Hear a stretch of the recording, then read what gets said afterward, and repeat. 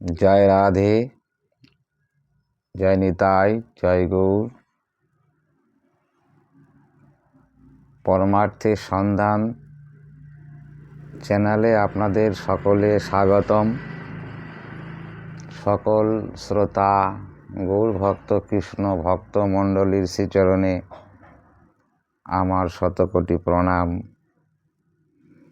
বন্দেহং শ্রীগুরু শ্রীযুত পদকমলং শ্রীগুরুন্নং বৈষ্ণবস্যং শ্রীরূপং সাগ্রজাতং সহগণ রঘুনাথিতং তং সজীবম সাদ্বৈতং সাবধূতং পরিজন সহিতং শ্রীকৃষ্ণ চৈতন্য দেবং শ্রীরাধা কৃষ্ণ পাদানম সহগণ ললিতা শ্রী বিশাখান্বিতংশ্চ। শ্রীমদ্ ভাগবতে ভগবান শ্রীকৃষ্ণ তার প্রিয় সখা উদ্ধব মহাশয়কে বলছেন, নিদেহ মাদ্যং সুলভং সুদুর্লভং প্লাবং সুকল্পং গুরুকর্ণধারম ময়ানুকূলেন নভসতরিতং পমানো ভবার বিধং নতরিত সৎমান্তা। ভগবান শ্রীকৃষ্ণ বলছেন, হে উদ্ধব, নিদেহ মাদ্যং সুলভং,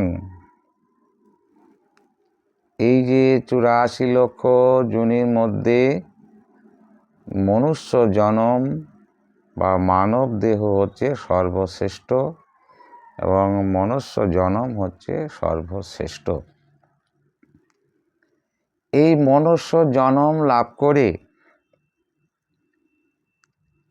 যে মানুষ এই ভব নদী পারাপার হওয়ার জন্য চেষ্টা না করে, সৎমাহন্তা, আত্মহত্যা মহাপাপ, নরকে গমন। তো মনুষ্য দেহ লাভ করে যে মানব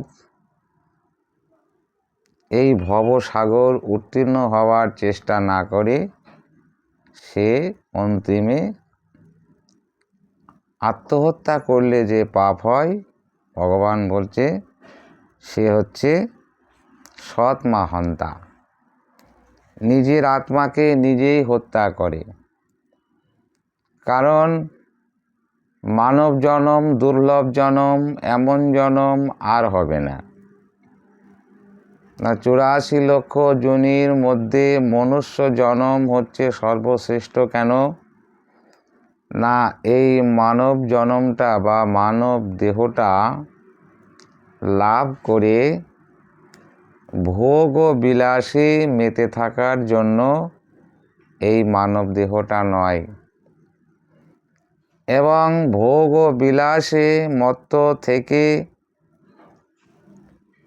এই অতীব দেব দুর্লভ মনুষ্য জনমটাকে অতিবাহিত করার জন্যে মানব জনম নয়। মানব জনমের সার্থকতা করতে গেলে বৈরাগ্য, ত্যাগ। ভগবান গীতাতে বলেছেন, যেহেতু সর্বাণি কর্মাণি ময়ি সন্ন্যাস মত পরা অনন্য নৈব যোগনবাং ধ্যানস্য পার্শ্বতে তেষা মহাং সমুদ্রতা মৃত্যু সংসার সাগরাদ ভবামি মজ্জাবেশিত চেতসাম। তো এই মানব দেহটা, মানব জনমটা হচ্ছে হরি ভজনের জন্যে, এবং মানব জনমটা হচ্ছে ভজনের জন্যে। ভজন সাধন করে ভগবানের নাম গুণকীর্তন করে ভগবানের পাদ পদ্মে পৌঁছানোর জন্যে এটা একটা পরম সুযোগ।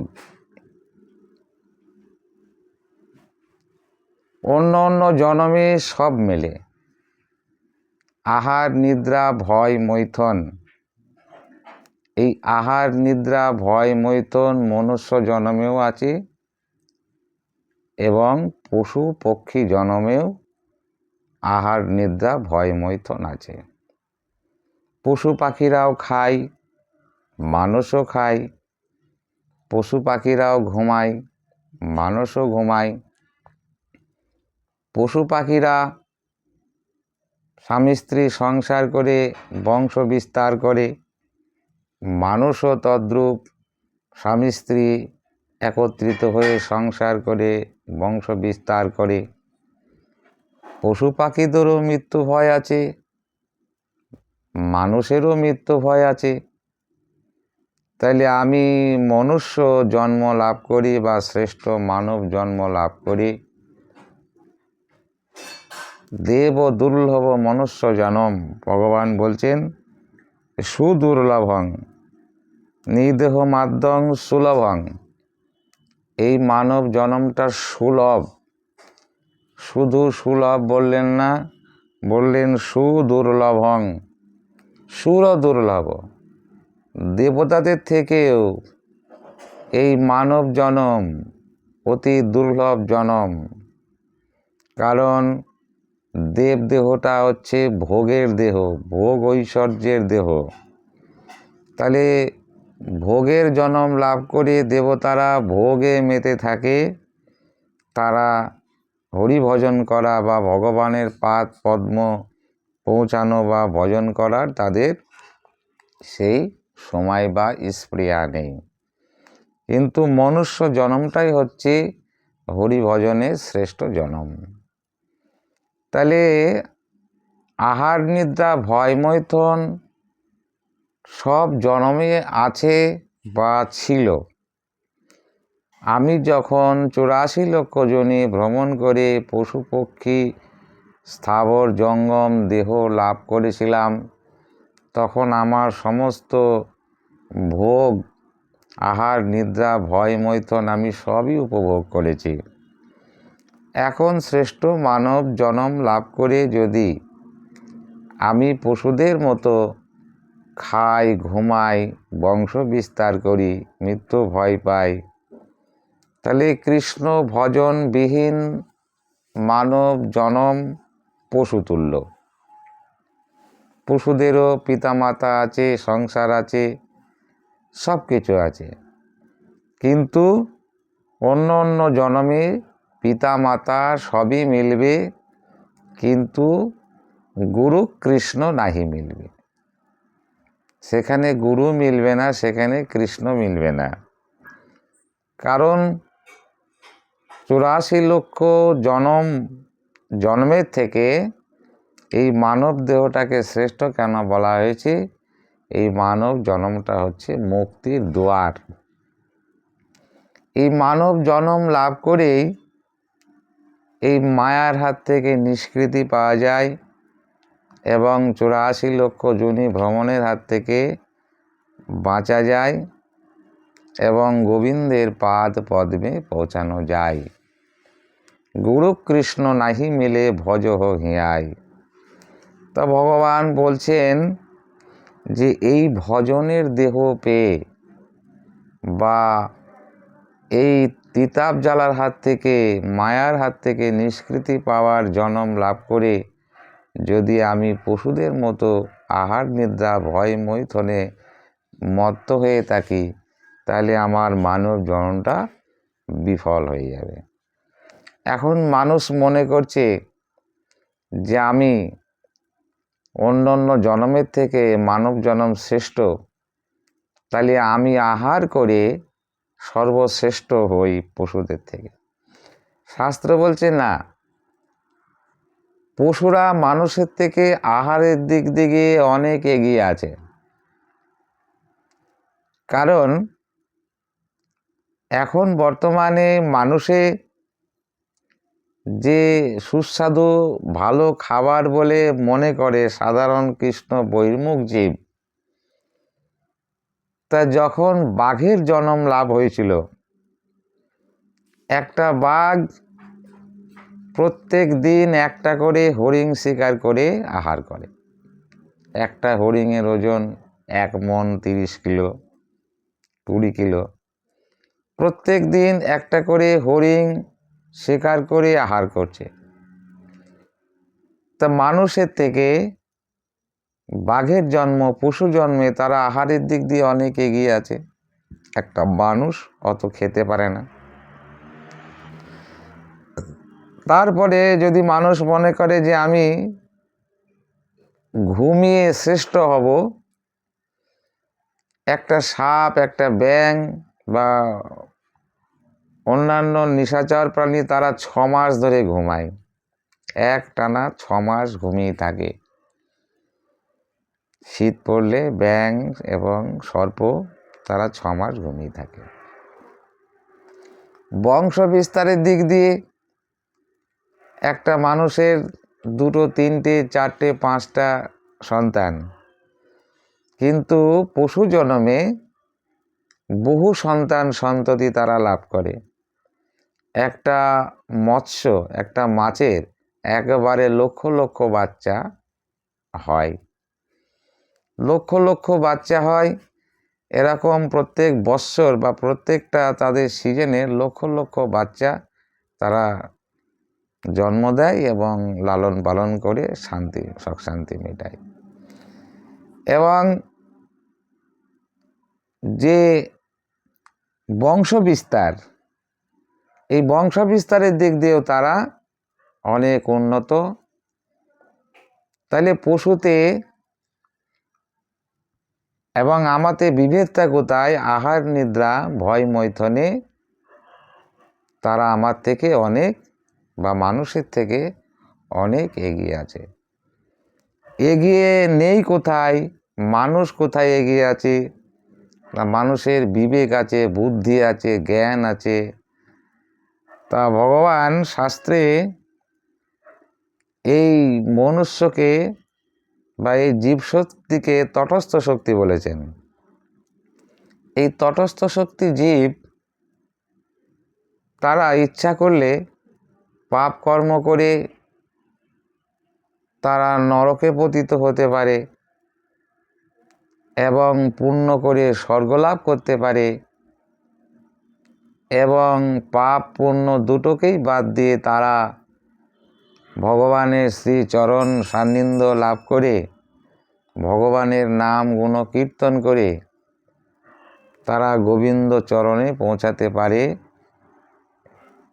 গোবিন্দ চরণে পৌঁছালে তার আর কোনো তিতাব জ্বালা থাকবে না, তার জন্ম মৃত্যু জরাব্যাধি কিছু থাকবে না।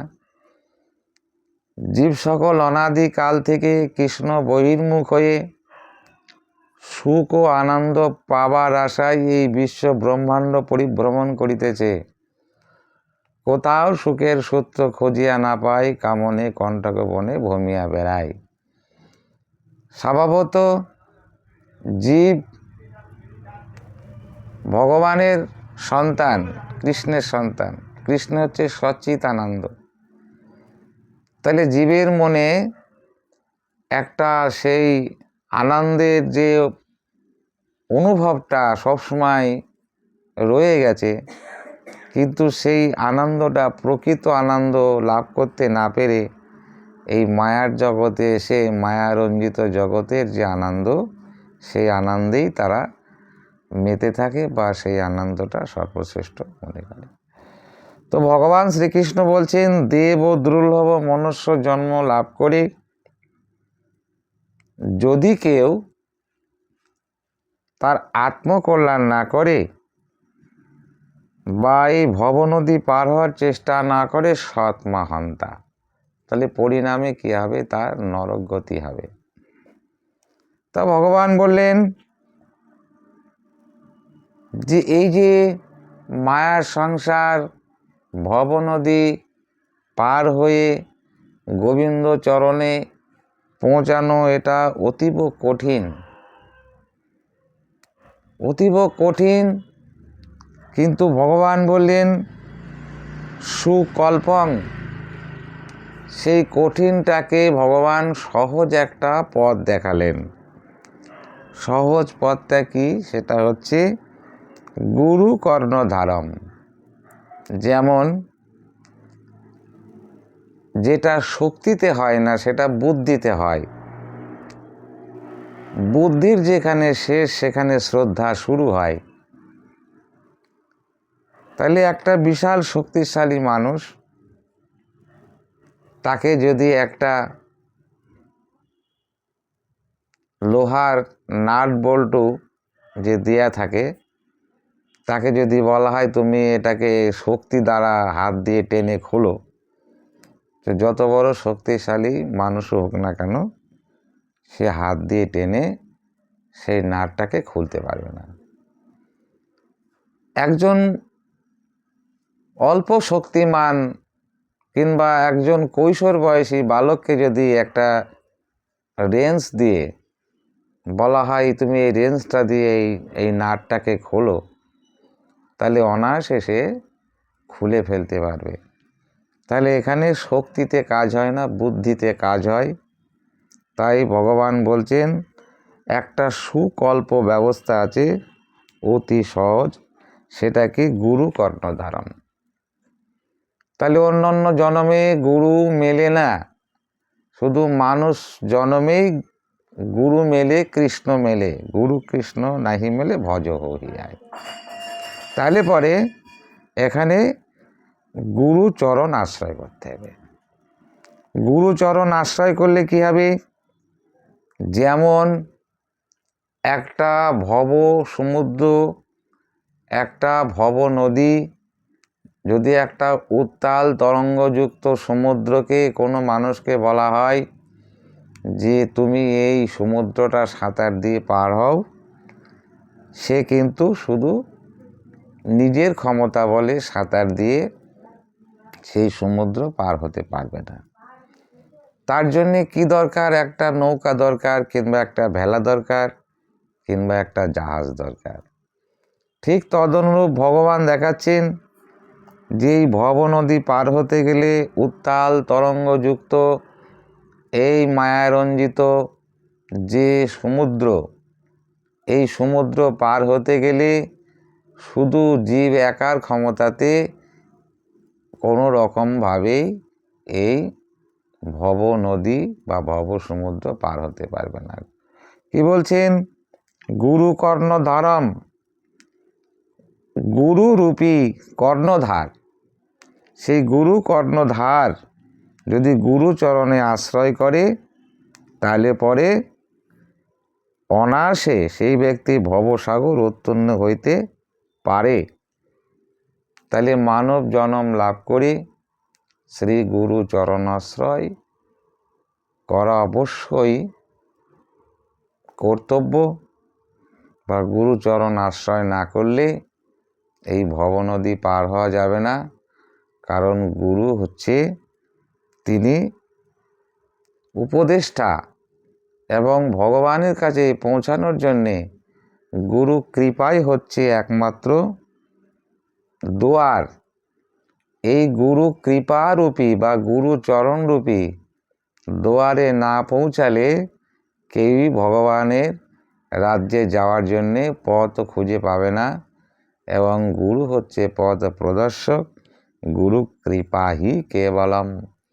তাই গুরুচরণ আশ্রয় করে এই ভব নদী পার হওয়ার জন্যে ভগবান বললেন গুরু কর্ণধরম মায়ানুকূলেন নবশতরিতং পুমান ভবার্বিদ নতরে স্বাত্মহন্তা। তাইলে মানব জন্ম লাভ করি, তার প্রকৃত কর্তব্য কর্ম হচ্ছে যে গুরুচরণ আশ্রয় করে ভগবান শ্রীকৃষ্ণের চরণে আত্মসমর্পণ করে ভগবানের ভজন করা, ভগবানকে ভালোবাসা, ভগবানের নাম গুণকীর্তন করা। এইটা করলে পরেই ভগবানের চরণে সে মানব পৌঁছাতে পারবে। হরে কৃষ্ণ, জয় রাধে, রাধেশ্যাম, নিতাই গৌর, হরি বল।